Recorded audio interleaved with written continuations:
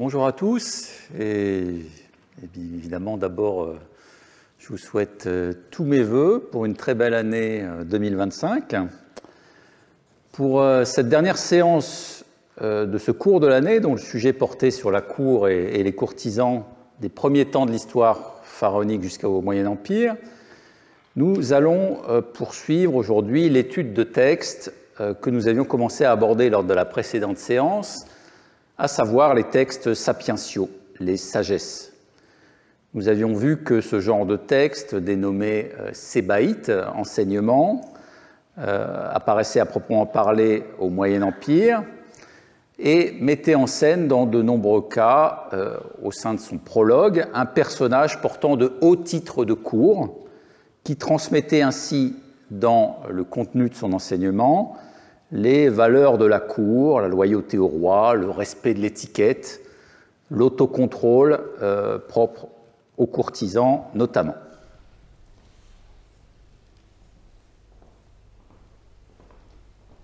Alors qu'il existe un lien de consubstantialité entre le contenu des textes sapientiaux et l'étiquette de la cour me semble bien illustré par l'épilogue d'un texte qu'on appelle l'enseignement pour Khagemni. Ce texte est connu par le papyrus Pris, le même papyrus qui comporte le manuscrit principal de l'enseignement de Taotep. On le date de la 12e dynastie. Et donc, dans ce texte, alors que le vizir qui parle reste anonyme, un certain Khagemni, qui apparaît dans l'épilogue comme le destinataire de l'œuvre, est présenté comme le vizir de Snéfrou. C'est une figure sans référence historique réelle, même si le vizir Khagemni de la 6e dynastie, attesté archéologiquement, a pu lui servir de support. Donc on retrouve là, évidemment, le caractère fictif des attributions des enseignements à des auteurs qui sont de hauts personnages, mais qui sont des figures historiques relativement nébuleuses. Alors, dans l'épilogue du texte, on a en quelque sorte le processus de délivrance de l'enseignement sous une forme finalement relativement ramassée. Alors le vizir fit convoquer ses siens enfants, après qu'il eut compris la nature des hommes, leur comportement se trouvant être chose parvenue à son entendement. En définitive, il leur dit « Quant à tout ce qui se trouve par écrit sur ce rouleau-ci, écoutez-le tel que je l'énonce, n'outrepassez pas ce qui a été fixé. » Aussitôt, ils se mirent sur leur ventre, aussitôt ils se mirent à lire en suivant ce qui se trouvait par écrit, aussitôt ils en ressentirent plus d'agrément qu'en quoi que ce soit qui se trouve dans le pays tout entier. Aussitôt, ils se comportèrent conformément à cela. Alors le texte lui-même de l'enseignement comprend une série de recommandations invitant au contrôle de soi et de sa parole, aussi au contrôle de ses pulsions envers la nourriture, en invitant celui qui le lit à ne pas se ruer sur la nourriture avant que son maître se soit servi, etc. On recommande aussi d'éviter les excès de colère ou de forfanterie. Ici, vous le voyez, la réception de l'enseignement par les enfants du vizir se fait sur le modèle d'un cérémonial de cour, dans lequel les enfants sont convoqués, se prosternent, puis se retirent. Et c'est, à mon avis, très représentatif de la nature même de l'enseignement, même si la portée de l'éducation fournit ce vœu général, au-delà du comportement du respect de la simple étiquette, il n'y a pas en fait de distinction pour un courtisan entre son comportement en représentation à la cour, sa manière d'être en tant que courtisan, et celle qu'il va adopter dans toutes les circonstances de la vie. Et en fait, ce qui est frappant, c'est que la réception de cet enseignement par les enfants se fait comme celle d'une récompense à la cour qu'ils reçoivent et que l'enseignement va faire en quelque sorte effet de manière immédiate à la manière de formules magiques qui serait prononcé, lu par les récepteurs de l'enseignement. Il y a donc, mais cela a été déjà montré dans plusieurs passages que j'avais même cités en introduction de ce cours, il y a donc une adéquation très claire entre le contexte de la cour, le modèle de la cour et ce qui est transmis dans les textes sapientiaux. Pour ce qui concerne le public visé par les enseignements, ce qui n'est pas forcément identique à ce qui est mis en scène, évidemment, dans les prologues, eh bien, ce public peut paraître différé selon les textes, comme il ressort des études que nous avions citées de Pascal Vernus ou d'Ursula Verhoeven à propos des graffitis d'Assiut. On l'avait vu donc la semaine dernière.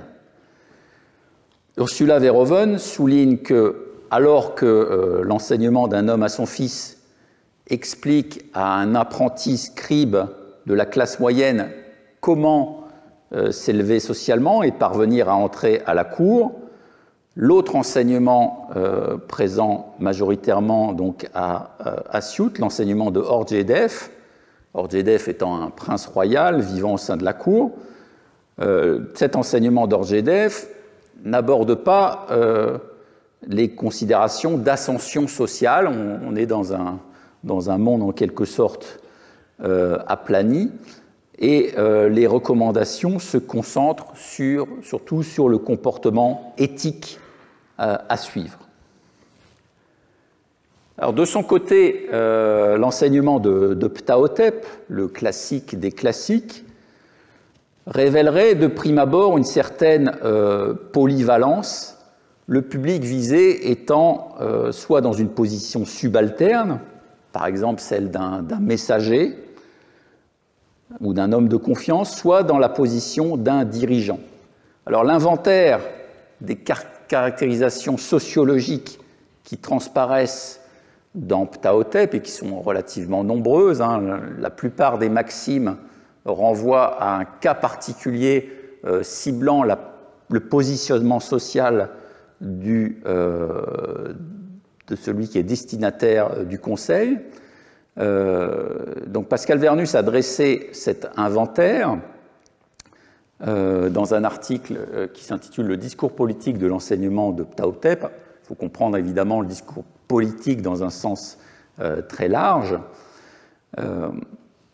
On s'aperçoit que dans certaines maximes, on s'adresse à quelqu'un qui est en situation de supériorité hiérarchique, un dirigeant, un séchémi, ou un homme bien né. L'expression égyptienne, c'est Sa'es, fils d'un homme. Un homme puissant, important, on utilise là les adjectifs Uzer ou A. Mais dans d'autres cas, le destinataire de l'enseignement se trouve dans un état de subordination hiérarchique. Au contraire, il y a même une maxime où on dit si tu es misérable et que tu veut sortir de cette situation, alors on l'invite à entrer au service d'un homme aisé. Dans d'autres cas, on s'adresse à quelqu'un qui est dans la position d'un homme de confiance de son maître, qui transmet des messages, etc. Donc, une certaine variété dans le positionnement des destinataires des conseils. Alors, la promotion sociale, et c'est bien souligné aussi par Pascal Vernus, qui avait consacré un de ses articles très célèbres au type du parvenu en Égypte ancienne, notamment. Donc, la promotion sociale fait partie du tableau dynamique de cet enseignement de Ptahhotep.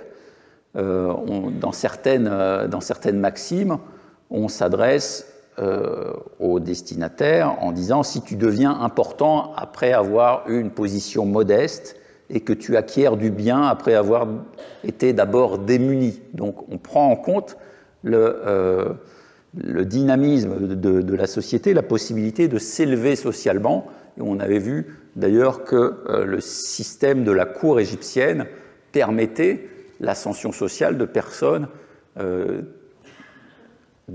vivant d'abord dans une position subalterne avec un titre qui marque leur infériorité par rapport aux grands courtisans, et que ces personnes pouvaient être promues ensuite par la faveur royale. Alors le conseil d'ailleurs que donne Ptahhotep, c'est dans cette situation d'un parvenu de ne pas faire référence au passé ni de se vanter de sa fortune nouvelle. Pascal Vernus en déduit que le public visé est avant tout cette classe de bureaucrates et d'administrateurs si caractéristiques de la société égyptienne, qui sont en quelque sorte les dominés de dominants, ceux qui se trouvent en quelque sorte au service des courtisans, au service de ces dignitaires sérous que nous avons déjà largement vus. Et ces dignitaires servent en quelque sorte de modèles socio-culturels. Alors cela rentre évidemment un peu en contradiction avec le cadre narratif de l'enseignement, puisque la personnalité de l'auteur fictif Ptahhotep est celle d'un haut personnage, et il est évidemment un peu incongru qu'il s'adresse parfois à des personnes de conditions inférieures. Mais en quelque sorte, ce Ptahhotep, cette figure de l'auteur, définit l'horizon social auquel aspirent les apprentis scribes auxquels il s'adresse fictivement dans l'enseignement. Et c'est ce qui nous intéresse ici, c'est que même si les conseils peuvent parfois paraître dérisoires dans leur portée ou relatifs simplement à des comportements qui ne sont pas ceux de la cour à proprement parler, en tout cas, au fil des maximes, ce que cherche à faire Ptahhotep, c'est à dresser un portrait du dignitaire, du serf idéal, qui marque en quelque sorte un horizon d'identification pour les apprentis, même d'extraction les plus modestes. Et en même temps, évidemment, ce portrait du dignitaire idéal, c'est aussi un autoportrait de l'auteur de l'enseignement qui célèbre lui-même la valeur de ses préceptes.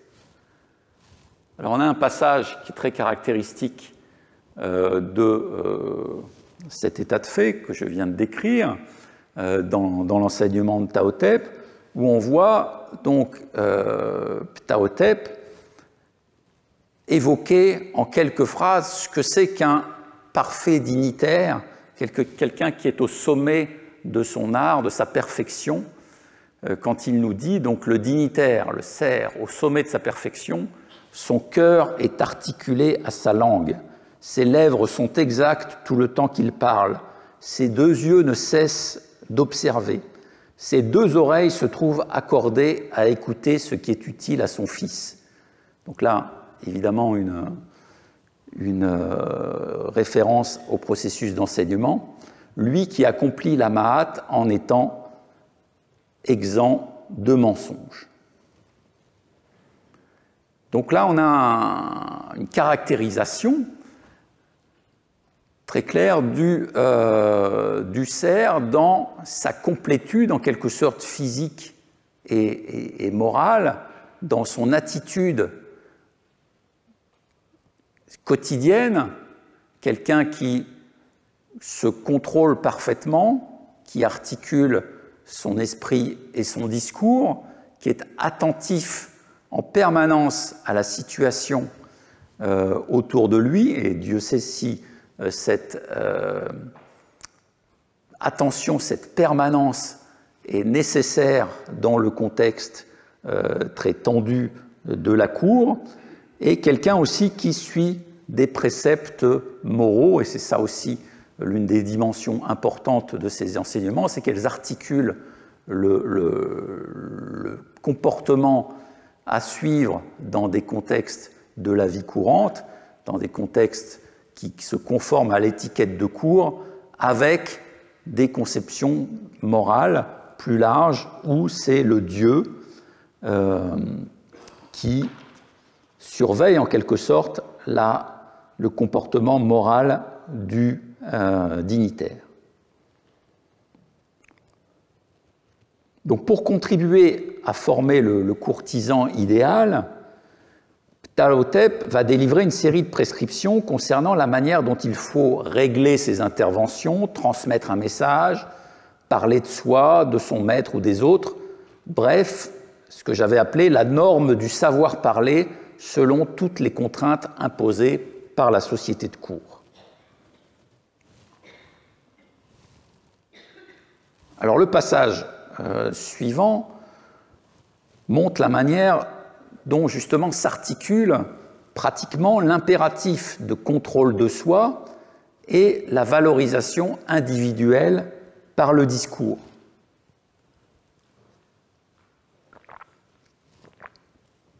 Voilà ce que dit Ptahhotep. Dissimule ta pensée, contrôle ton propos.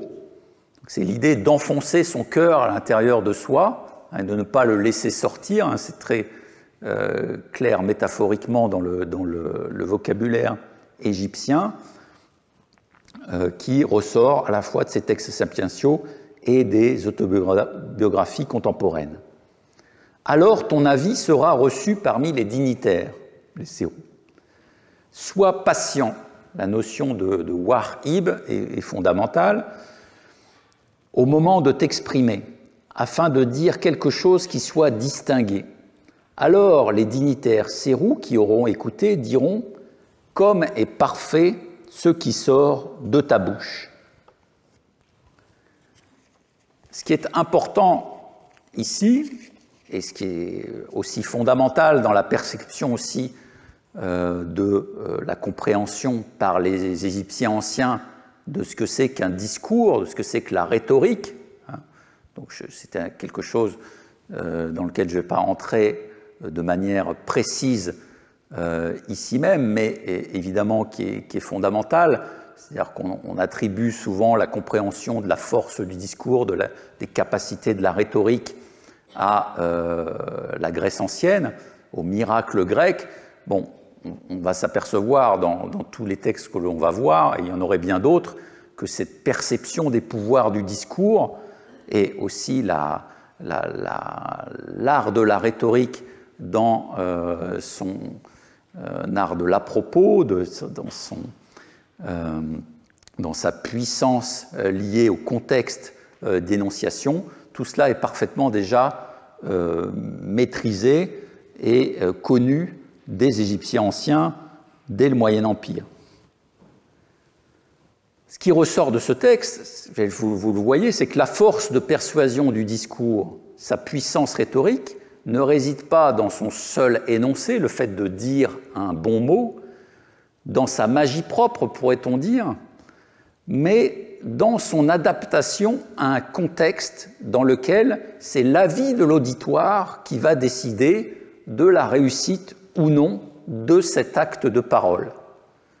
Le savoir ne suffit donc pas, il faut développer une véritable stratégie contextualisée en quelque sorte, où une phase préliminaire d'observation et de retenue est nécessaire pour jauger l'impact de son intervention au milieu d'un auditoire.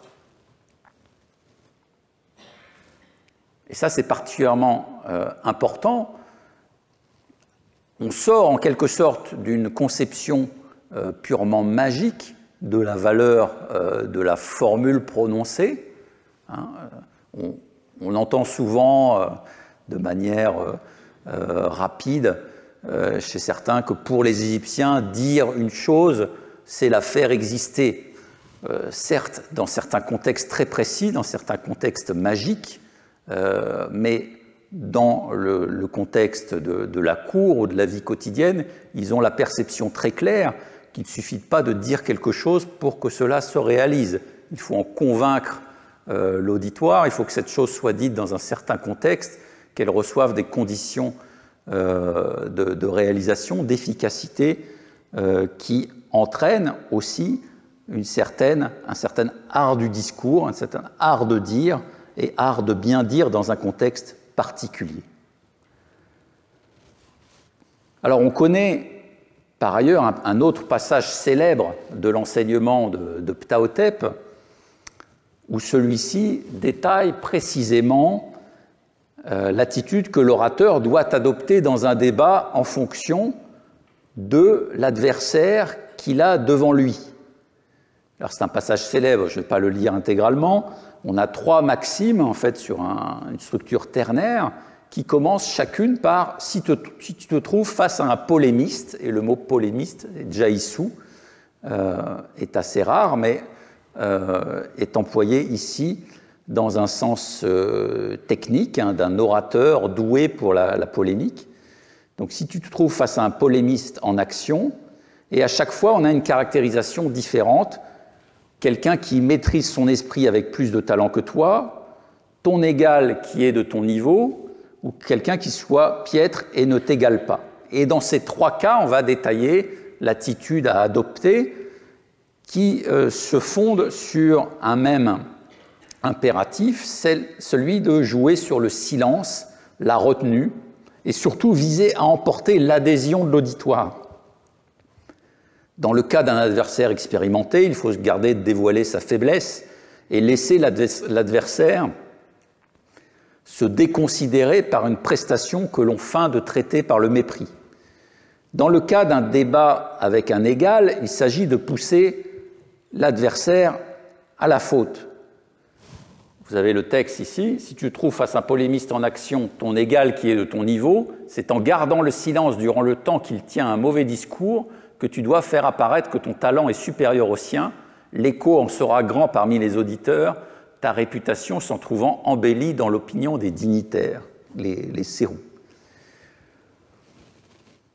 Et dans le cas d'un rival inférieur, une démonstration sans retenue de puissance amènerait à se dévaluer auprès d'un auditoire déjà acquis, et il faut donc faire preuve de contrôle et laisser l'orateur inférieur s'enferrer lui-même dans son piètre discours. Donc, on le voit, la théorie de Ptahhotep sur l'art du discours ne comporte pas réellement de conseils sur les figures de style à employer, même s'il y en a, sur la construction même du discours, mais surtout sur le contexte, l'évaluation de la situation qui est nécessaire dans la bonne appréciation du moment où il faut s'exprimer plutôt que se taire. Alors on a dans l'enseignement de Ptahhotep l'un des premiers textes de l'histoire de l'humanité définissant ainsi l'art du courtisan, alliant les qualités morales et le contrôle de soi, qui permet de prononcer la parole appropriée au moment approprié, les deux ne pouvant être dissociés.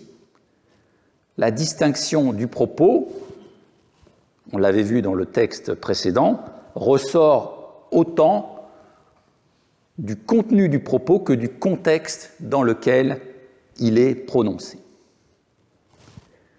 Alors pour élargir en quelque sorte nos horizons, je vais faire un petit pas de côté, puisque cette thématique du contexte dans lequel le courtisan doit s'exprimer, c'est une thématique que l'on retrouve en permanence dans ce qu'on appelle la littérature des manières du XVIe siècle, au moment de la Renaissance italienne, avec des œuvres qui se distinguent dans cette littérature abondante sur la manière de se comporter, comme bien sûr le fameux livre du courtisan de Baldassare Castiglione, qui a été publié en 1528 et qui est une sorte de référence obligée dès qu'on parle de courtisans dans une approche historique. Alors, dans cette œuvre, que vous avez peut-être lue, l'auteur, reprenant les modèles classiques platoniciens ou cicéroniens, cherche à définir la nature du courtisan et les qualités qui le définissent, et pour cela va mettre en scène des dialogues de courtisans de la cour d'Urbino qui, au cours d'un jeu organisé par l'auteur, qui va s'étaler sur 4 soirées, vont échanger sur la définition de ce que c'est qu'un parfait courtisan. Donc c'est un échange de vues entre ces interlocuteurs qui ont une longue expérience de la cour pour parvenir à un consensus sur les caractéristiques fondamentales du courtisan. Alors on va en lire 2 extraits. Le premier: c'est pourquoi il est nécessaire que notre courtisan soit précautionneux dans tous ses actes et qu'il accompagne toujours de prudence ce qu'il dit ou fait, que non seulement il se mette en peine d'avoir en lui des qualités particulières excellentes, mais qu'il ordonne et dispose sa manière de vivre de telle façon que le tout corresponde à ses parties et qu'il veille à n'être jamais discordant avec lui-même, mais qu'il fasse un seul corps de toutes ses bonnes qualités. Ainsi, chacune de ses actions se trouvera composée de toutes les vertus, ce qui, selon les stoïciens, est le devoir du sage, bien que pourtant, en toute action, une vertu soit toujours la principale. Mais elles sont toutes tellement liées et enchaînées ensemble qu'elles vont vers une seule fin et peuvent toutes concourir et servir à chaque effet. Donc c'est un texte qui met l'accent sur la nécessaire cohérence de la personnalité du courtisan entre ses qualités morales et l'expression qu'il en donne au quotidien.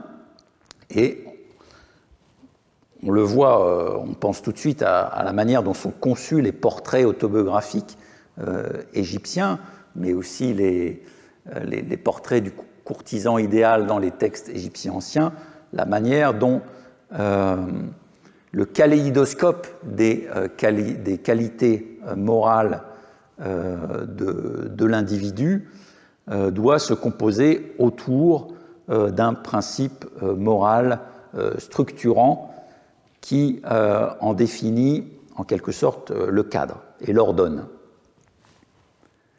Dans le deuxième texte, on s'attache justement à la question du contexte qui nous intéressait tout à l'heure. L'interlocuteur dit « Je veux donc que notre courtisan, dans ce qu'il fera ou dira, se serve de certaines règles universelles qui, à mon avis, contiennent en bref tout ce qu'il m'appartient de dire.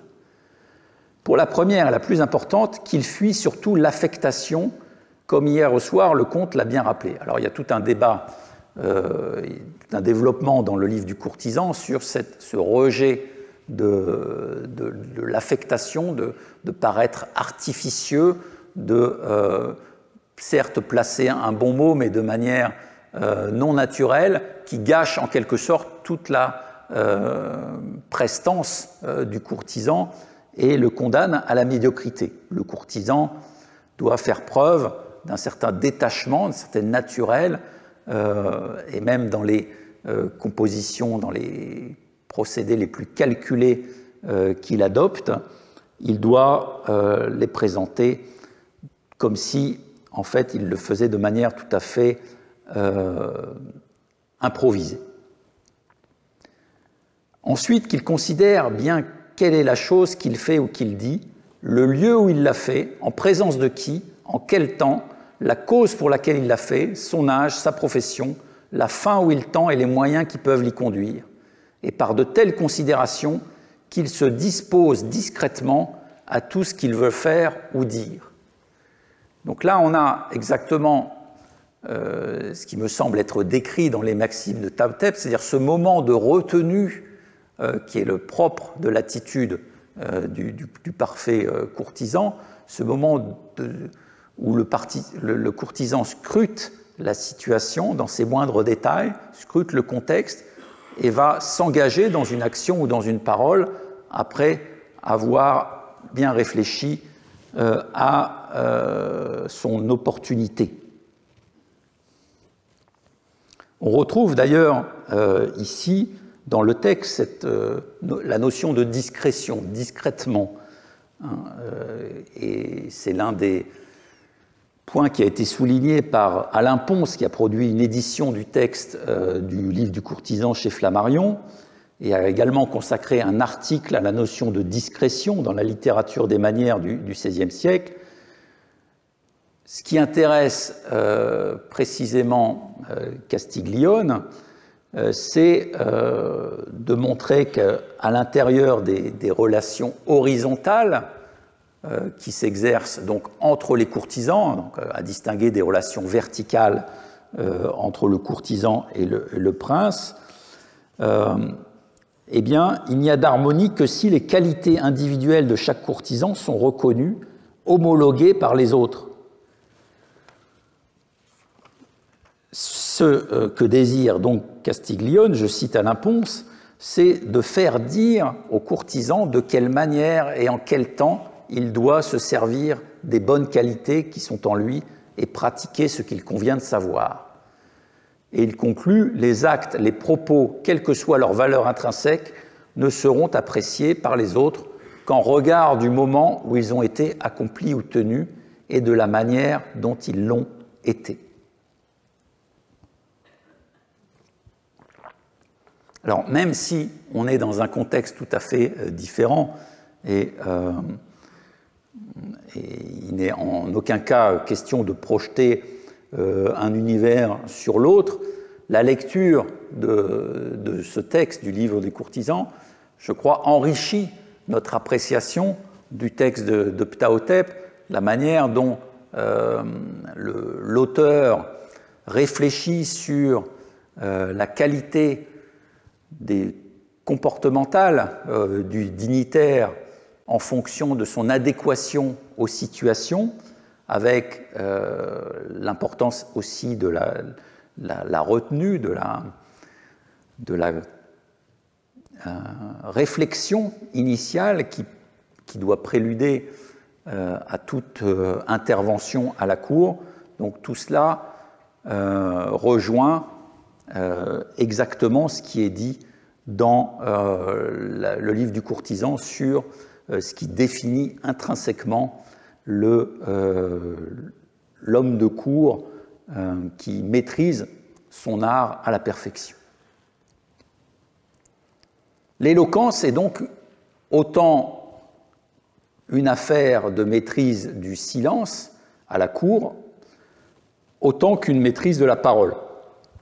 Et tout dépend de la situation et de l'état de préparation mentale dans lequel se trouve le courtisan.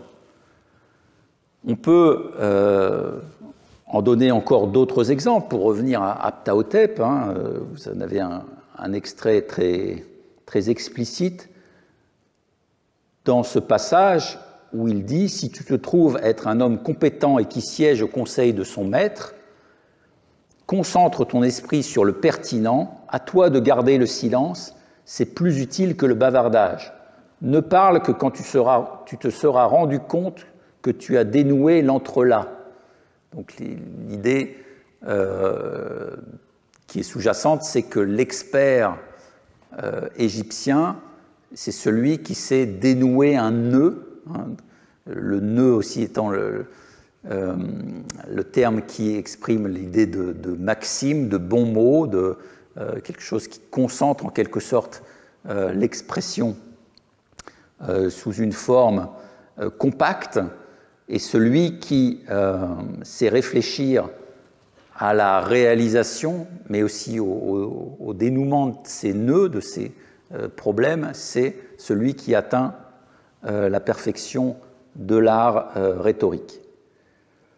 Donc ne parle que quand tu te seras rendu compte que tu as dénoué l'entrelac. C'est uniquement à l'expert en éloquence, Hémou, de s'exprimer devant le conseil. Le discours est plus difficile que toute autre activité, seul celui qui en dénoue l'entrelac la maîtrise. Ce qui est particulièrement notable ici, c'est qu'on a une catégorisation de l'art de la parole comparé à d'autres activités qui sont présentées comme inférieures en quelque sorte ou moins difficiles. La parole ici est conçue comme en quelque sorte une activité professionnelle en soi qui doit être maîtrisée par un expert. Hemou, c'est le terme qui sert à définir en Égypte ancienne tout ce qui concerne l'art et l'artisanat. Et donc le mot Hemut pour désigner l'art de la parole est attesté dès l'Ancien Empire, avec cet art de la bouche qui est caractéristique à l'Ancien Empire de la pratique des prêtres lecteurs. Donc cette technologie du verbe qui se déploie notamment dans les textes funéraires des textes des pyramides. Le glissement qu'on voit apparaître à la fin de l'Ancien Empire, à la première période intermédiaire, et qui est théorisé en quelque sorte dans des textes comme l'enseignement de Ptahhotep, c'est que cette expertise dans le domaine de la parole est devenue une activité entre guillemets profane, détachée en quelque sorte de tout lien avec la pratique magique ou funéraire, et qu'on peut la concevoir comme une activité que l'on exerce dans la vie sociale courante. Alors, évidemment, quand je décris ce processus vers un art profane de la parole, un art de l'éloquence qui soit propre au conseil et aux réunions de la cour, je gomme certainement le lien qui reste quand même relativement fort avec tout l'univers de la parole magique. Et vous comprenez bien que je ne suis pas ici en train de vouloir calquer ce qui se passe dans le domaine grec, où on a effectivement un processus de laïcisation de la parole qui se produit au 6e, 5e siècle avant Jésus-Christ, qui a été très bien décrit d'ailleurs par Marcel d'Étienne dans Les Maîtres de vérité dans la Grèce archaïque. Ce serait forcément abusif de reprendre ce modèle et de le calquer sur ce qui se passe dans le domaine égyptien. Il n'en reste pas moins qu'on a dans des textes comme l'enseignement de Ptahhotep une vision de la pratique de la parole qui paraît détachée de tout fonctionnement religieux ou magique. Et on l'a vu aussi avec l'importance de l'avis de l'auditoire qui valide en quelque sorte la valeur du discours. On est ici dans un fonctionnement qui s'approche d'une rhétorique de persuasion qui devient une technique à part entière, réservée à des spécialistes qui doivent être formés, puisque c'est une activité difficile, mais c'est une activité qui finalement est catégorisée dans le même ensemble que les autres catégories d'activités de la société égyptienne. Alors, si on ne se limite pas à l'enseignement de Ptahhotep, on va trouver dans d'autres enseignements des caractérisations relativement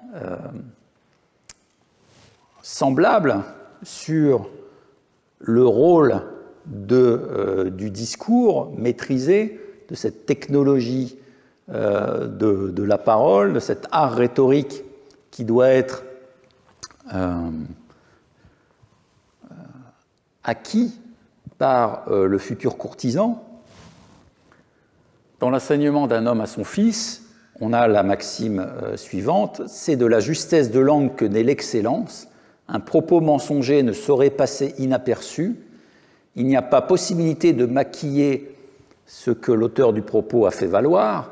On ne peut espérer un manque d'attention si bien qu'une expression malheureuse demeure. Donc en fait, On peut penser que la parole, c'est finalement anodin, qu'on peut la prononcer, qu'elle s'efface. En fait, l'auteur nous dit qu'au contraire, une expression malheureuse est aussi grave finalement qu'une action défaillante, et donc que son souvenir va rester. Celui dont le propos est compris est quelqu'un qui conquiert l'excellence sur la natte. Et là, l'expression sur la natte renvoie à quelque chose qui se passe en étant assis dans une discussion. On va la revoir plusieurs fois. C'est en quelque sorte l'équivalent de par la discussion ou par la diplomatie. La vérité est utile à qui est capable de la dire. Ce que nous dit le texte, c'est que les conséquences de la parole ne sont en rien moindres que celles d'une action physique. Parler, c'est marquer le monde de son empreinte, qu'elle soit positive ou négative, et cela a un impact réel aussi bien qu'un coup porté ou qu'une bonne action. Alors vous avez noté à la fin du passage cette phrase « La vérité est utile à qui est capable de la dire ». Alors pour ceux qui lisent les textes égyptiens, cela fait véritablement penser à ce qu'on trouve à la fin des formules funéraires destinées à assurer le voyage du mort dans l'au-delà. Dans les coffin textes, les textes des sarcophages, on va trouver des formules du type « C'est efficace pour l'Osiris un tel, éternellement et à jamais, c'est très bon ». En fait, c'est une sorte de notice d'efficacité ajoutée à la fin de la formule qui montre son efficacité magique. Dans le chapitre 71 du Livre des Morts, on va avoir cette formule « C'est très efficace pour un homme dans la nécropole ». Là encore, une formule, une sorte de métadiscours marquant l'efficacité de la formule funéraire. On le voit ici, l'emploi de cette formule « la vérité est utile à qui est capable de la dire » souligne encore le pouvoir contenu dans la parole, qui est en quelque sorte plus qu'un quelque chose d'évanescent, mais au contraire une véritable action quasiment magique sur son entourage et le contexte dans lequel évolue le locuteur. Alors, ce genre de formule qu'on va retrouver dans beaucoup de textes sapientiaux, et jusqu'à très tard, je ne peux pas résister à l'envie de vous citer deux passages d'un enseignement démotique, cette fois-ci, donc qui date du 1er millénaire avant Jésus-Christ, dans la tradition des textes sapientiaux qui se poursuit jusqu'à très tard dans l'histoire pharaonique. Donc c'est l'enseignement de Racheshonki, où il dit à deux reprises « Tu feras peut-être un faux pas dans la maison d'un notable, mais tu ne devras pas déraper avec ta langue. » Donc il est quasiment plus grave de se rater, entre guillemets, sur une parole adressée au maître que de trébucher face à lui. Et une autre phrase nous dit explicitement « Une parole malheureuse à la cour, c'est comme une faute à la barre en mer. » Donc cela peut paraître anodin, en fait cela engage toute la trajectoire du courtisan face au roi et face aux autres courtisans qui l'entourent. Et on a des exemples célèbres en tête. Le bon mot qui ne passe pas d'un courtisan peut l'amener à sa déchéance complète pour peu que la faveur royale lui soit retirée.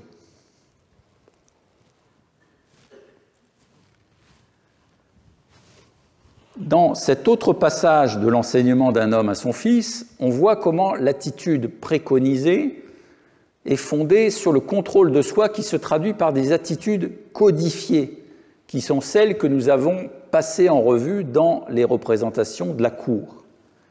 Donc je lis le texte. Suscite de l'amour pour toi parce que ton attitude est respectueuse. N'aie pas une attitude insolente, littéralement ne sois pas haut d'épaule, quand on s'adresse à toi. Sois attentif aux subalternes, c'est le réservé qu'on respecte. Marque de la courtoisie à celui qui marque de la courtoisie sur le chemin. De même qu'on invite le mesuré à parler, de même on écarte le hâbleur, qui se trouve rabougé en raison du volume de sa voix. Donc là, c'est évidemment la qualité de discours de la personne qui va déterminer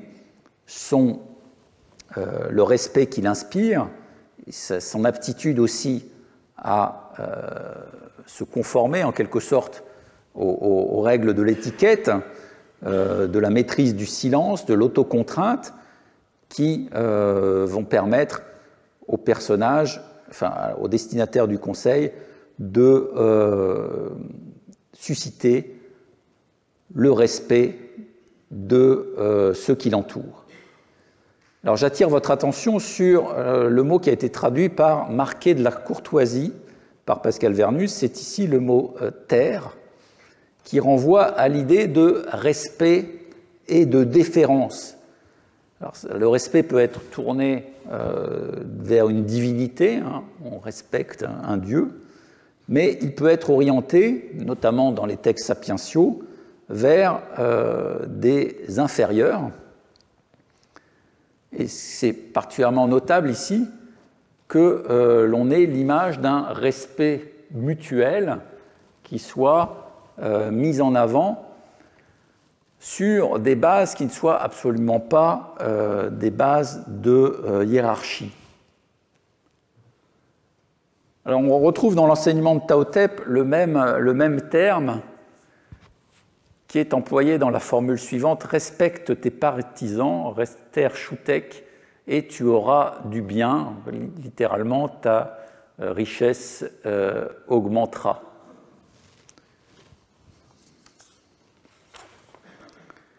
Cette notion de respect qui s'instaure, qui s'établit indépendamment du statut social, que ce soit lors d'une rencontre sur un chemin ou dans le cadre de la cour ou de la maisonnée, participe certainement d'une civilité qui se définit maintenant explicitement comme une valeur cardinale de la société égyptienne. Et donc on voit dans le texte de ces enseignements se construire en quelque sorte un mode de sociabilité qui est tout à fait spécifique au contexte de la cour et au modèle qu'il diffuse en quelque sorte dans la société, celui d'une sorte de civilité qui n'est pas liée nécessairement à la position des individus dans la société, mais à un sentiment d'appartenance à un même contexte culturel.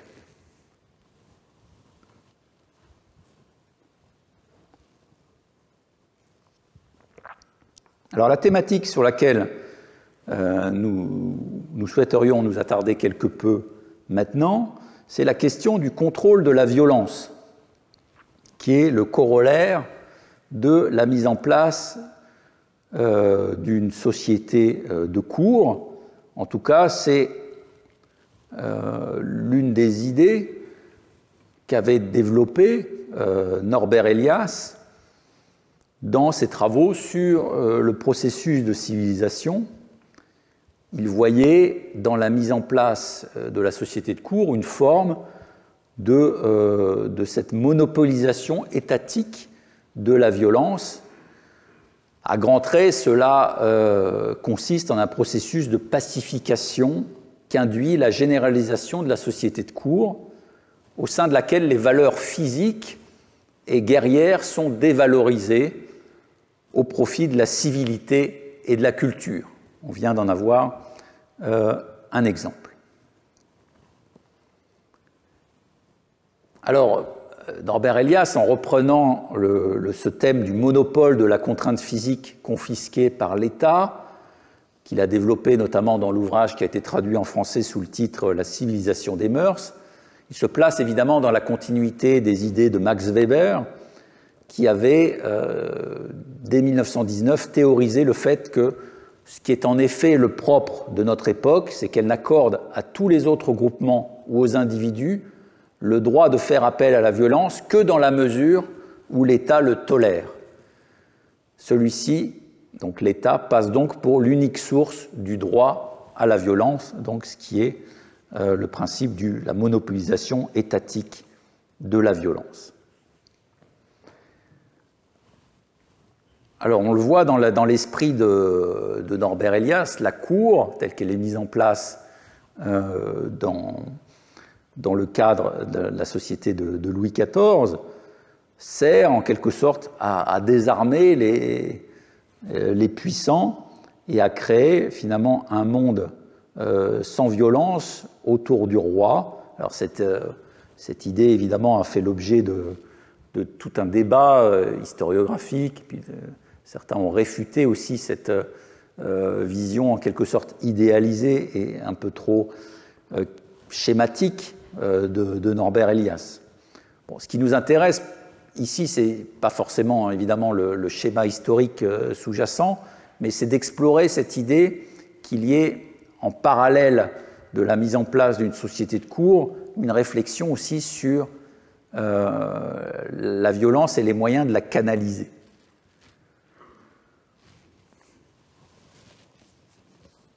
Alors la question de la violence et de la manière dont elle est prise en charge et régulée par l'État, c'est une problématique particulièrement intéressante pour l'Égypte pharaonique, puisque les images de violence, on les voit sur tous les temples égyptiens.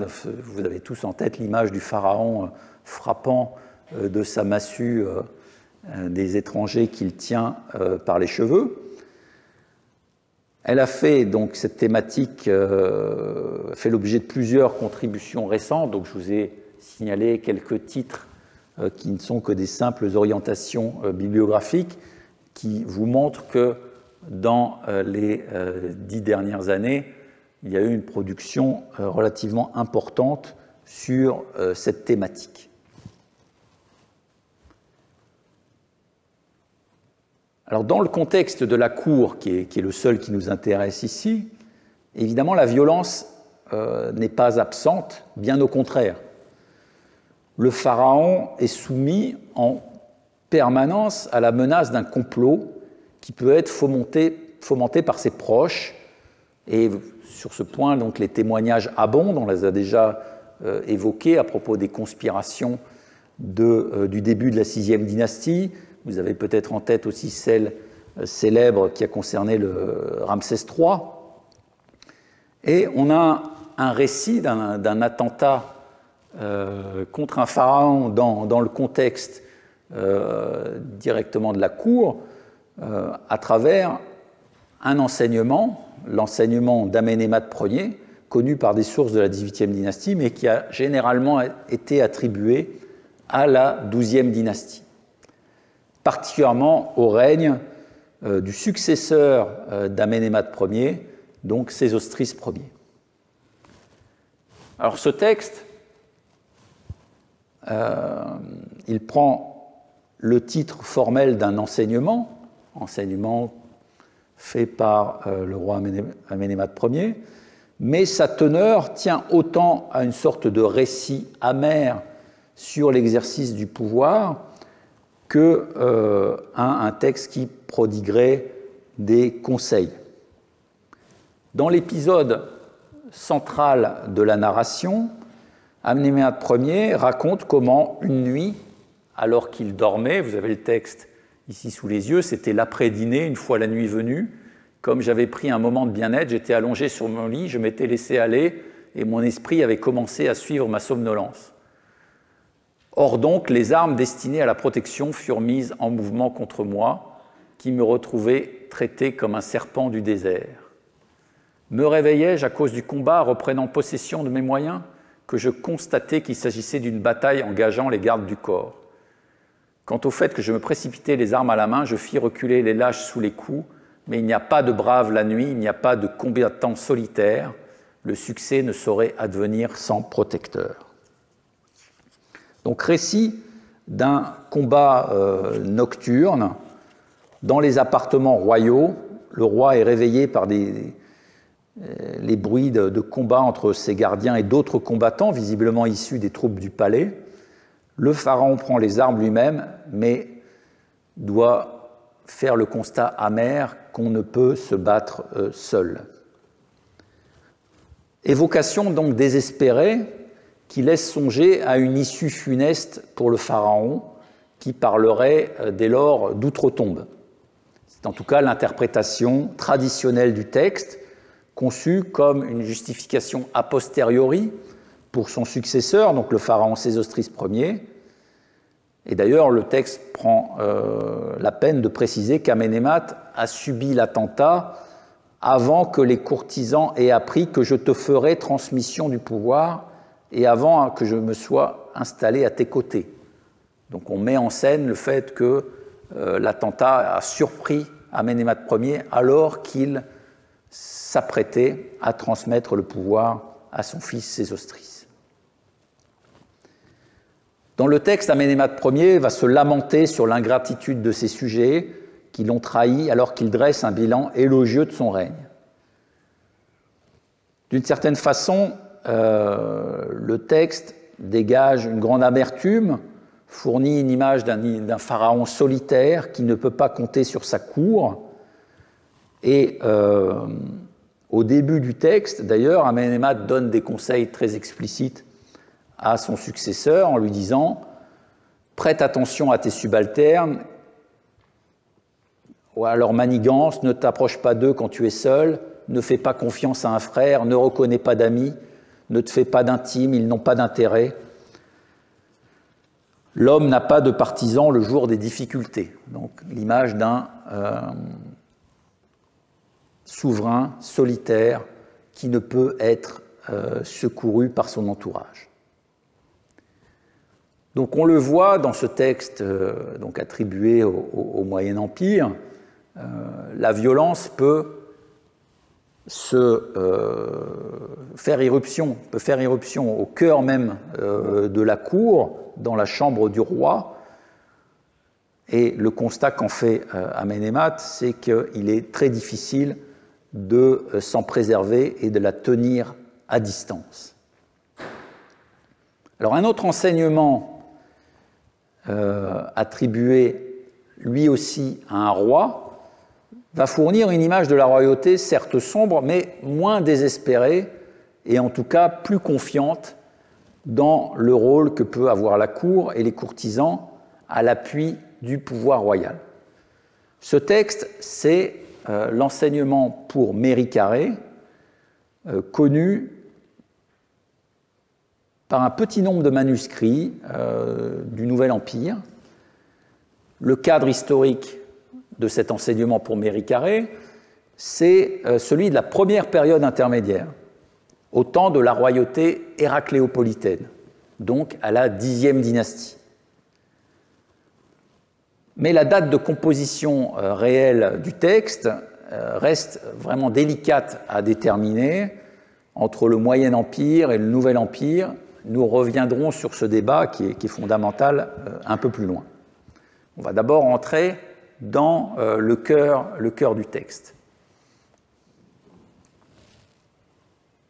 Alors l'enseignement pour Méricarée, suivant la présentation qu'en donne Pascal Vernus, ce n'est rien de moins qu'un traité de la monarchie organisé en 3 niveaux. D'abord, on présente l'art de gouverner en général, notamment par l'usage de la parole, et on va retrouver cette importance de la rhétorique et de l'éloquence qui nous a occupés tout à l'heure. Ensuite, on a une analyse de la conjoncture politique, notamment dans le contexte des menaces exercées par les peuplades aux marges de l'Égypte. Et enfin, troisième partie du texte, une théorie de la fonction monarchique qui ne cache pas les difficultés de la position du pharaon. Là encore, on souligne sa solitude dans l'exercice du pouvoir et aussi sa faillibilité qui l'amène à encourir le châtiment divin.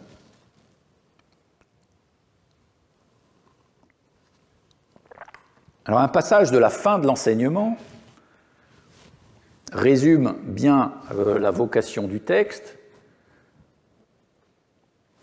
Donc le locuteur, qui reste inconnu, hein, on l'a attribué à Réti, mais on n'a pas le nom de celui qui s'adresse à Méricaré, dit « N'apporte aucune distorsion à mes propos, qui donne toute règle relative au roi, C époux R Nessou, qui t'instruise afin que tu t'élèves en tant qu'homme. » Donc c'est bien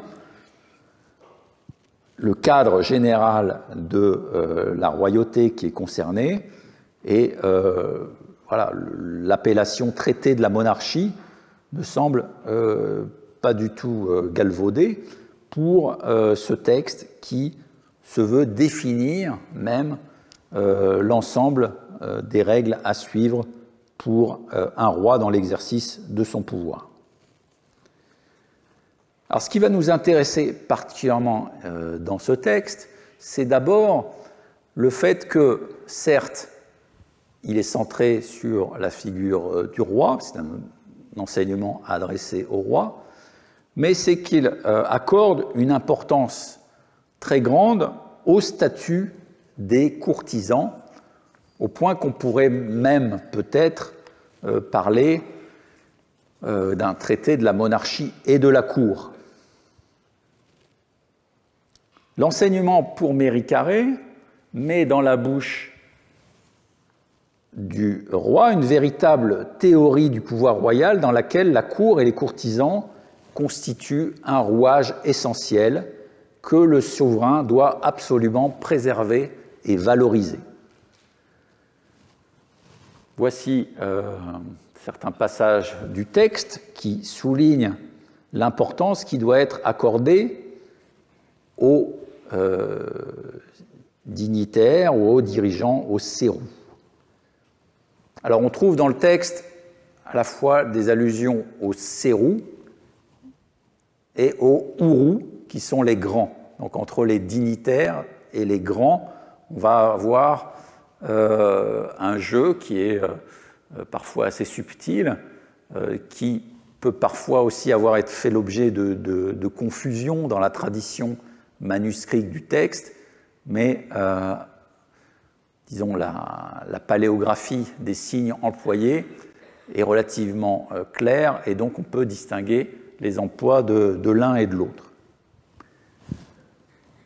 Dans un passage qui est cité ici en haut de l'écran, on nous dit « Respecte les hauts dirigeants, les dignitaires, sérous, préserve tes hommes, renforce tes frontières et tes marches. » On retrouve ici le terme de respect, terre, qui marque une relation particulière fondée sur le partage de valeurs communes, on l'avait vu tout à l'heure. Et donc, cela conforte en quelque sorte l'analyse qu'on avait pu faire sur l'avènement d'une nouvelle relation qui s'établit en dehors d'une relation de subordination, d'une relation de respect hiérarchique. Ici, le roi conçoit qu'il convient de respecter des personnes qui soient inférieures à lui, mais qui sont fondamentales pour le fonctionnement de la société qu'il dirige. Un peu plus loin, c'est sur une considération pragmatique d'ordre socio-économique que l'auteur de l'enseignement justifie le soin que le souverain doit apporter à procurer à ses courtisans l'aisance financière. accrois l'éminence de tes hauts dirigeants, les Ourous, afin qu'ils exécutent tes lois. Celui qui est riche en son domaine ne saurait être partial. Celui qui n'a pas de point faible est celui qui possède. Le pauvre ne saurait s'exprimer en faisant sienne la Ma'at. Celui qui dit « je voudrais bien avoir » ne saurait être équitable, car il est partial en faveur de celui qui a de quoi rétribuer. Grand est un grand quand ces grands se trouvent être grands. Alors ici, Joachim Quack proposait de corriger 2 fois our en ser pour créer une sorte de chiasme. Hein. Grand est le dignitaire dont les dignitaires sont grands. Mais cela impliquerait une correction qui n'est pas indispensable, et d'autre part, ça impliquerait l'idée qu'on puisse qualifier le roi de serf, ce qui n'est pas forcément indiqué. Le roi qui possède une cour est fort. Celui dont les dignitaires sont riches est opulent. À toi d'exprimer la Ma'at dans ta maison afin que te respectent les hauts responsables qui s'occupent du pays, ou les dignitaires. L'exactitude du maître et la rectitude de pensée, c'est le centre qui suscite le respect de la périphérie. Donc là, Pascal Vernus propose de jouer sur la traduction entre centre et périphérie, alors que le texte donne le devant, ce qui peut aussi, ce qui est devant, renvoyer à une partie du palais royal, on l'avait vu, hein, la partie avant, qui suscite le respect de ce qui est à l'arrière. Ce qui ressort de ce texte, c'est que la puissance du pharaon doit se construire sur un socle solide, constitué par une élite elle-même riche en moyens, à laquelle le souverain doit servir de modèle moral et de guide politique. La richesse est conçue de manière tout à fait pragmatique comme la condition d'une pratique indépendante de la justice. Alors avant de revenir là-dessus, je m'attarde véritablement sur ce texte parce qu'il est absolument fondamental dans la conception qu'on peut avoir de la cour en Égypte ancienne. C'est un des textes les plus explicites sur l'idée que les Égyptiens anciens se faisaient de la nature de la cour et de l'articulation qu'il y avait entre pharaon et courtisan. Le locuteur exprime très clairement la nécessité d'articuler le pouvoir pharaonique avec la puissance d'une cour qui lui est fidèle et rendue loyale par le comportement du pharaon. Alors sur la question de la conjonction de la pratique de la justice et de l'opulence, elle se fait jour aussi dans différents autres textes, notamment des autobiographies de courtisans de la XIIe dynastie. Ce passage de la stèle de Montuuser qu'on avait déjà évoqué, vous savez, c'est ce personnage qui nous dit qu'il parlait à la manière des courtisans et qu'il ne prononçait pas les articles quand il s'exprimait, signe de vulgarité. Dans un autre passage, ce personnage, Montuuser, qui a vécu sous Sésostris Ier, nous dit « J'étais quelqu'un qui juge selon la justice, qui n'est pas partial envers celui qui verse des pots de vin, avec un S ajouté à pot. Je suis riche de qualité et d'opulence, sans que je ne manque d'aucune chose. » Là, il fait clairement la liaison entre son impartialité, sa capacité de juge incorruptible et la richesse qu'il possède. Ce texte a été rapproché de l'enseignement pour Méricaré par Keyes dès 1928, et on y a vu d'ailleurs une citation directe de l'enseignement pour Méricaré, ce qui a pu fournir un terminus antequem pour la composition de l'œuvre, mais bon, ce lien n'est peut-être pas aussi déterminant qu'il apparaît en fonction d'une phraséologie qui est relativement courante. Pour revenir à la prise en compte du statut des courtisans, elle revient comme un leitmotiv dans plusieurs autres passages de l'enseignement pour Méricarré. Dans un autre extrait, le locuteur dit « Mets en œuvre la ma'at, la justice, et tu dureras sur terre. Apaise celui qui se lamente, n'opprime pas la veuve, ne prive pas un homme du bien de son père. » Donc des considérations morales relativement habituelles. Ne laisse pas les dignitaires dans leur position. Donc là, plus spécifiquement, le roi conseille de ne pas dégrader le statut des dignitaires, de ceux qui l'entourent, littéralement sur leur siège, c'est-à-dire la position qui leur a été fréquemment transmise de génération en génération et qui constitue en quelque sorte leur capital. Donc il faut être très attentif à la position de chacun, à ses moyens, souvent hérités dans une longue tradition familiale, et les préserver. Alors on retrouve aussi à nouveau l'importance d'accroître l'éminence de tes hauts dirigeants dans une phrase où il est question de la nécessité de constituer une armée importante.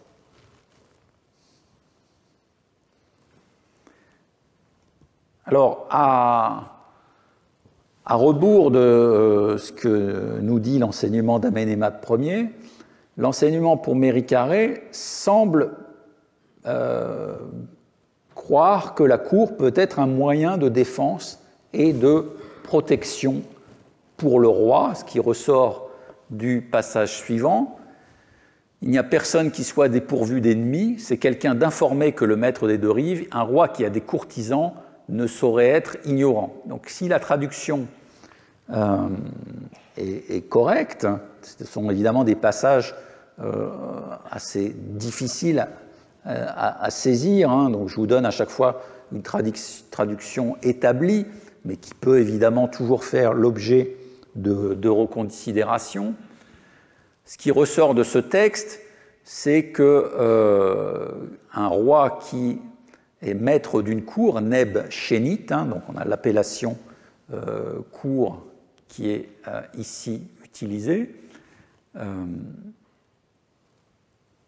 ne peut être pris au dépourvu et reçoit des informations de ceux qui l'entourent, et en quelque sorte, donc,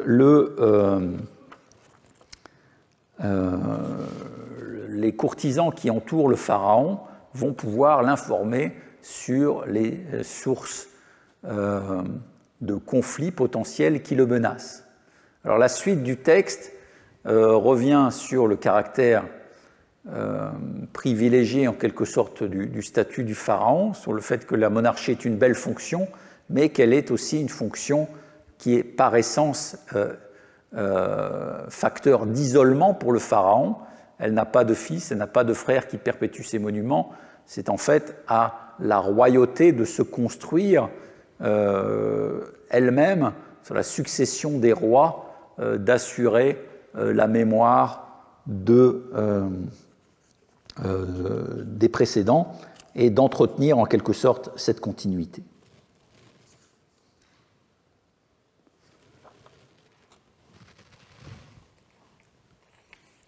Alors, sur le thème de la violence qui nous occupait dans cette partie, on a des évocations qu'il faut distinguer dans le texte de Méricarré, un passage qui a un sens spécifique, c'est celui qui concerne la mise à mort d'hommes dont le roi connaîtrait les qualités. Ne mets pas à mort un homme dont tu connais le harou, et avec lequel tu as autrefois psalmodié des écrits, qui a libre accès dans la place des secrets. Si le bas parvient à la place qu'il connaît, c'est sans qu'il puisse dévier de ses itinéraires de la veille, sans qu'aucune magie puisse l'empêcher d'arriver à ceux qui fournissent sa libation. Alors le texte ici pourrait faire allusion à une volonté de ne pas se laisser aller à une violence démesurée avec des membres de la cour, puisque ce sont des proches dont il est question. On évoque un homme avec lequel le roi a appris en quelque sorte les textes égyptiens. On retrouve ce contexte d'éducation à la cour que l'on avait évoqué dans les cours précédents, où les membres de l'élite memphite, mais aussi provinciale, étaient envoyés à la résidence pour étudier en même temps que le roi. Mais dans ce cas précis, on sent qu'il y a une motivation particulière au fait de ne pas mettre à mort quelqu'un qui a partagé cet apprentissage, c'est le fait qu'il ait lui aussi acquis une compétence dans les textes magiques. Et c'est sûrement ce qu'il y a sous le terme harou, la capacité de transfiguration, de devenir un art que l'on peut acquérir à travers la maîtrise de formules magiques. Et c'est pour ça qu'ensuite, on évoque le libre accès dans la place des secrets qu'avait le personnage, et le rôle du bas qui va pouvoir revenir sans qu'aucune magie puisse l'empêcher. L'idée sous-jacente ici, c'est certainement que le pharaon ne doit pas exécuter des personnes qui risquent de revenir après leur mort sous une forme de personnes maléfiques, de harou qui pourraient contrecarrer ses plans. Mais dans d'autres passages, l'action violente est repoussée sans que cet arrière-plan de crainte magique soit mis en avant, mais en soulignant que l'exercice de la violence doit être justifié et doit se faire dans un cadre institutionnel, en quelque sorte, et pas de manière arbitraire et personnalisée. L'auteur dit à Méricaré « Garde-toi de punir à tort, ne frappe pas quand cela ne t'est pas utile. Si tu dois punir, c'est avec des exécutants et des gardes. Ce pays sera remis en ordre grâce à cela. À l'exception du rebelle dont on reconnaît les desseins, Dieu connaît le factieux, et Dieu lui inflige une punition au prix du sang. »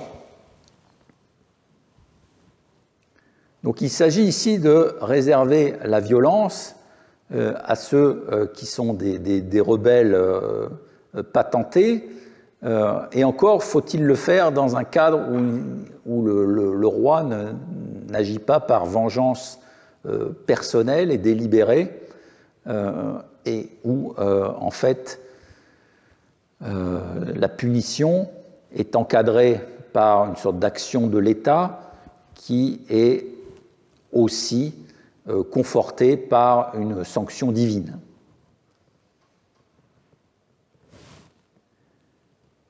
Alors la lecture de ces extraits de Méricaré nous montre que l'enseignement a la forme d'un traité élaboré sur la royauté qui intègre celle-ci dans un édifice idéologique très cohérent, qui combine aspects politiques, économiques, sociétaux et religieux. Dans cette construction, la cour joue un rôle fondamental, elle apparaît même au cœur du système, de sorte qu'une interdépendance totale est établie entre le pharaon et ses courtisans.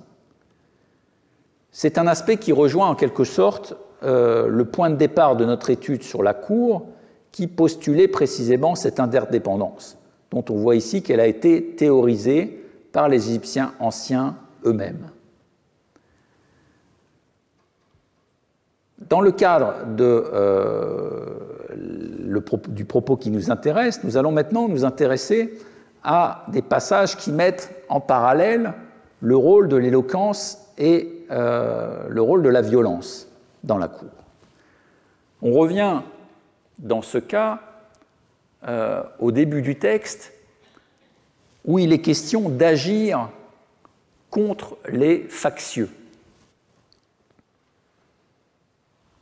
C'est un autre aspect saillant de l'enseignement pour Méricaré qui réside dans la méthode politique qui est prônée et qui fait une large place à l'art oratoire. Alors cet aspect avait été notamment développé brillamment par Philippe Derchin dans un article très inspirant qui s'appelle « Éloquence et politique, l'opinion d'Arteuil » dans la revue d'égyptologie 40 en 1989.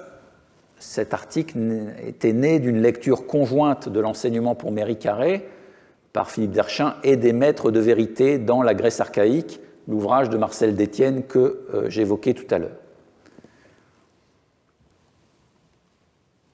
Alors, dans ce passage de Méricaré, le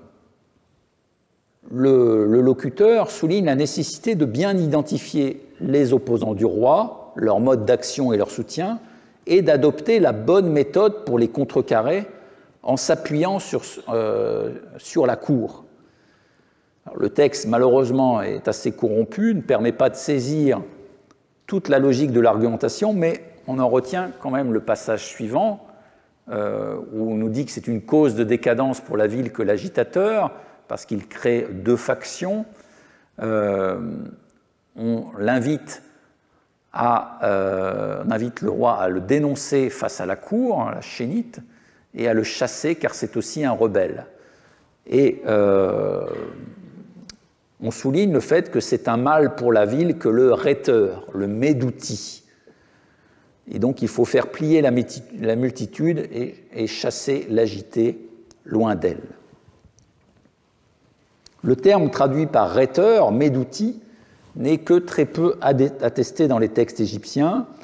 Joachim Quack a signalé une attestation du mot dans un papyrus démotique dans lequel il est question d'un violent affrontement oratoire, et une autre attestation se trouve sur une statue d'Horemheb en scribe qui date donc du Nouvel Empire. La statue se trouve à New York, et on a un passage qui nous dit j'étais quelqu'un qui réjouissait le maître des deux terres, Médouti en Meineb, critique envers tout manquement, et Temsemer Jedutneb, qui n'oublie aucune parole. En tout cas, c'est la traduction qui me semble la plus adaptée pour ce passage qui en a connu beaucoup d'autres. Donc ici, le terme Médouti est plutôt utilisé de manière positive pour quelqu'un qui est très attentif, très critique contre ceux qui manquent au service du roi. Dans le sens de Méricaré, il caractérise un tribun qui est critique certainement à l'égard du pouvoir, qui peut être de basse extraction, on le voit dans le texte. Il n'y a alors pour le pharaon aucune hésitation à le chasser et à le combattre. Il a peu de chances d'être appuyé par des membres de la cour et son éviction ne suscitera pas d'opposition. Alors l'auteur de l'enseignement va ensuite développer l'idée que deux stratégies doivent être privilégiées par le pharaon pour imposer sa puissance. D'abord, le respect de la morale garanti par la justification auprès du Dieu. Bon, je passe rapidement. L'idée est d'assurer sa bonne réputation auprès du tribunal divin et de pratiquer la bienveillance. La deuxième stratégie, c'est le triomphe par l'éloquence. un texte qui a fait l'objet de nombreux commentaires, y compris par moi-même, où on catégorise l'éloquence comme mode d'action à part entière. Sois expert en discours et tu seras victorieux, c'est l'épée d'un roi que sa langue. Les discours donnent plus de victoires que n'importe quel combat. On ne peut prendre à revers un esprit expert. Il résout les problèmes sur la natte, c'est-à-dire par la discussion. C'est le rempart des dignitaires, les sérous, que l'homme sage. Ceux qui savent qu'ils possèdent le savoir ne l'attaquent pas. Il ne surviendra pas de malheur imprévu de son temps. La Mahat vient à lui filtrer sous la forme des paroles édictées par les prédécesseurs. Imite tes ancêtres et tes prédécesseurs. Regarde, leurs paroles perdurent dans les écrits. Déroule-les pour lire et imiter les savants. C'est de l'apprenti que naît l'expert.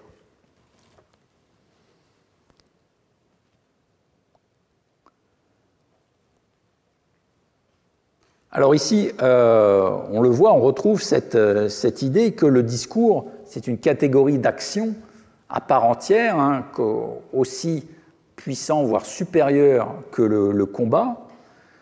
On signale aussi que la Mahat peut être utilisée dans un usage rhétorique pour, en fait, assurer la puissance du discours utilisé. C'est une utilisation en quelque sorte un peu cynique du savoir et de la Mahat pour assurer donc la supériorité du pharaon.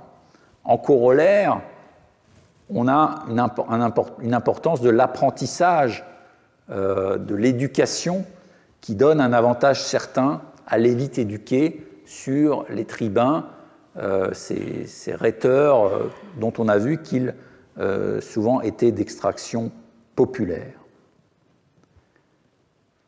Alors cette idée de la supériorité de la langue éloquente sur l'épée, de la rhétorique sur l'usage de la force, se retrouve dans certains autres textes sapientiaux, comme l'enseignement d'un homme à son fils, qu'on a souvent cité aujourd'hui, où dans le début du texte, on a un passage qui rejoint l'idée de Méricaré sous une autre forme, épuise les possibilités du discours avant de faire usage de la force.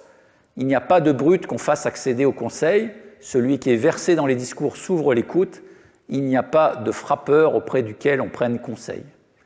Donc l'idée que la parole est supérieure à la force dans l'action, alors avec aussi un conseil final, explique les discours sans dénigrer, une parole offensante dévalue celui qui l'a dite, l'idée que la parole elle-même n'est pas une sorte de panacée, qu'elle doit être aussi régulée et qu'elle doit être maîtrisée selon une morale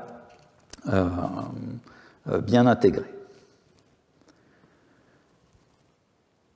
Donc l'idée qu'on a vu ressurgir dans l'enseignement pour Méricaré et dans ce texte sapiential, c'est l'idée effectivement que l'art de l'éloquence peut venir dépasser en quelque sorte l'usage de la force, l'usage de la violence, et en quelque sorte on peut voir dans cette importance accordée à l'éloquence aussi un élément important dans le processus de civilisation qui est à l'œuvre dans la construction de la cour égyptienne, et en tout cas voir différentes étapes franchies dans ce processus à travers ces textes sapientiaux du Moyen Empire.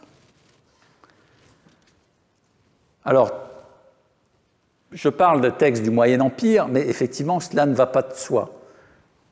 Très rapidement, j'évoque le débat qui est au cœur de l'enseignement pour Méricaré, la question de sa datation. Parce que dans les dernières décennies, on a beaucoup glosé sur la date de ce texte. Un certain nombre de chercheurs ont avancé l'idée que ce texte devait avoir été composé au plus près de la date du dernier manuscrit, du premier manuscrit qui le portait, à savoir la 18e dynastie. C'est notamment la théorie d'Andrea Gnirsz qui a, pour cela, avancé un certain nombre d'arguments que je ne vais pas reprendre en détail, un certain nombre d'usages, de désignations en usage à partir de la 18e dynastie uniquement qui seraient intégrées au texte, des considérations sur la situation historique, géopolitique, l'importance de la menace constituée par les Asiatiques, les parallèles établis avec la stèle de la tempête, et aussi la conception théologique sous-jacente à l'hymne final du texte, qui est une sorte de morceau de bravoure de la littérature égyptienne, particulièrement important dans l'histoire des idées, qui, pour Andrea Gnirsz, montre l'image d'un Dieu créateur anthropomorphe qui, en tant que bon berger, pourvoit aux besoins de l'humanité,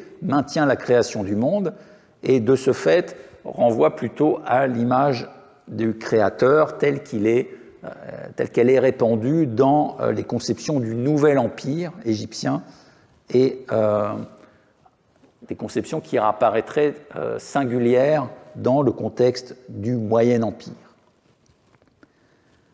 Du point de vue linguistique, des analyses très fines ont été proposées par Andreas Stoder, qui en tout cas permettent d'exclure la première période intermédiaire comme datation possible pour le texte.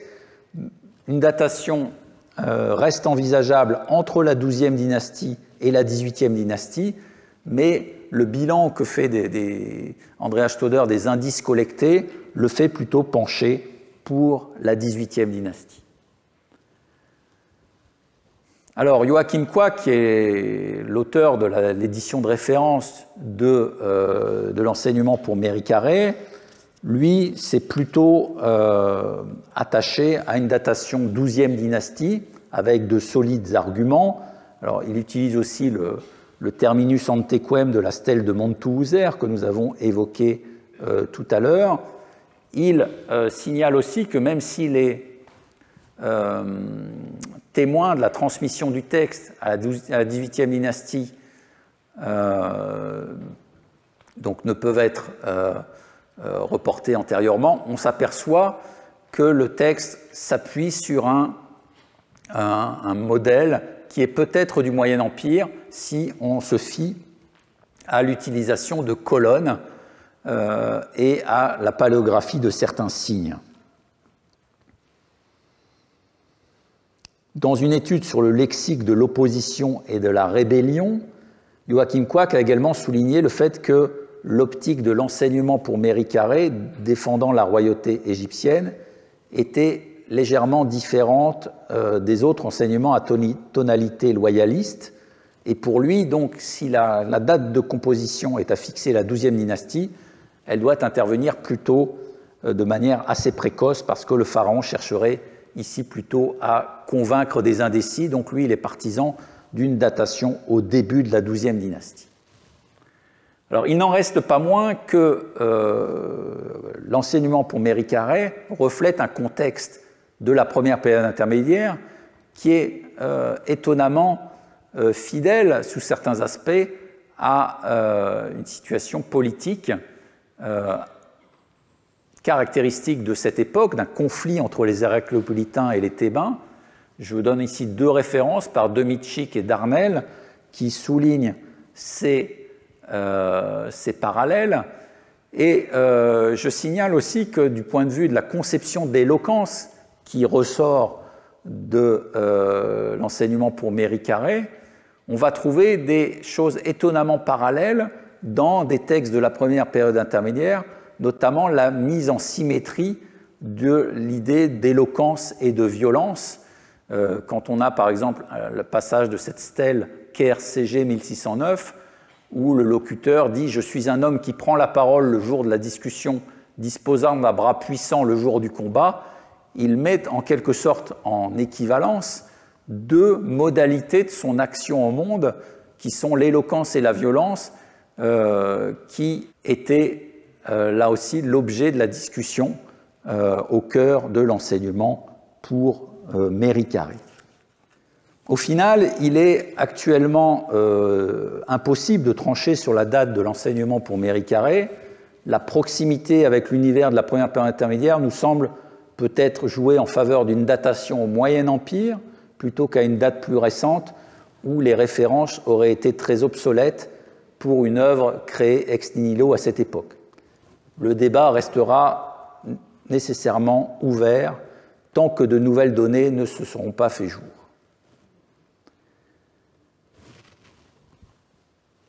Alors, quelques mots de conclusion à la fin de ce cycle.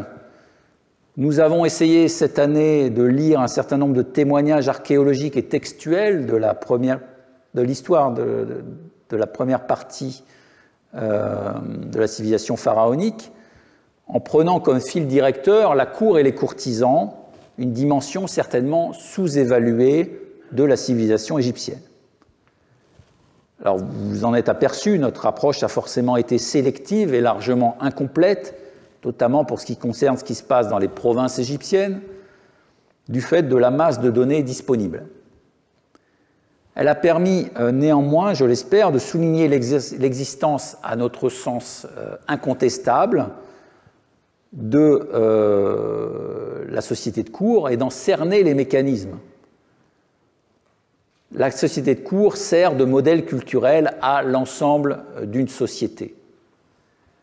On l'a vu, cela paraît évident dès que l'on détaille l'impact de cette cour sur les différents témoignages que nous avons passés en revue. Notre source d'inspiration a été le courant de recherche né des travaux de Norbert Elias, qui, avec toutes les précautions qu'il faut prendre d'un point de vue historique, reste une œuvre très inspirante pour décoder une documentation souvent muette ou peu diserte en apparence. De ce point de vue, ce sont aussi les témoignages égyptiens qui parlent du rôle de cette cour et en théorisent en quelque sorte le fonctionnement qu'il était particulièrement important de mettre en lumière. Et nous l'avons fait essentiellement à partir de ce matériau riche et toujours en cours de renouvellement par les découvertes récentes que sont les textes sapientiaux, les enseignements. Ces textes élaborent, en l'enrichissant, l'idéal du courtisan, du dignitaire serf tel qu'il s'était affirmé dans les monuments privés de l'Ancien Empire. Un représentant de l'élite, rompu à l'étiquette de la cour, mais dont le comportement se conforme aussi à une morale, la ma'at, qui constitue une base commune au fonctionnement de la société. Et si l'on veut reprendre l'expression éliasienne de processus de civilisation, sans vouloir lui accorder une quelconque ambition d'explication globalisante, il semble approprié de l'utiliser en observant la manière dont les textes égyptiens proposent une nouvelle forme de civilité, promeuvant la notion de respect indépendamment des relations hiérarchiques et mettant en avant l'usage éclairé de la parole comme alternative à la violence. Cette dernière reste une composante essentielle du fonctionnement de la société, ne le dissimulons pas, mais la cour est certainement un espace politique dans lequel les acteurs ont pu chercher à la canaliser, voire à l'éviter. La problématique de la cour en Égypte peut toucher à de nombreux autres aspects qu'il nous a été impossible de traiter cette année. Rassurons-nous, il nous sera possible de les aborder dans la suite du cours, où nous envisagerons la question à partir de la documentation du Nouvel Empire, une période dans laquelle le développement des relations internationales amène de nouvelles dimensions au fonctionnement de cette cour. En attendant, je vous remercie pour votre écoute et je vous souhaite à nouveau une très belle année 2025. Merci.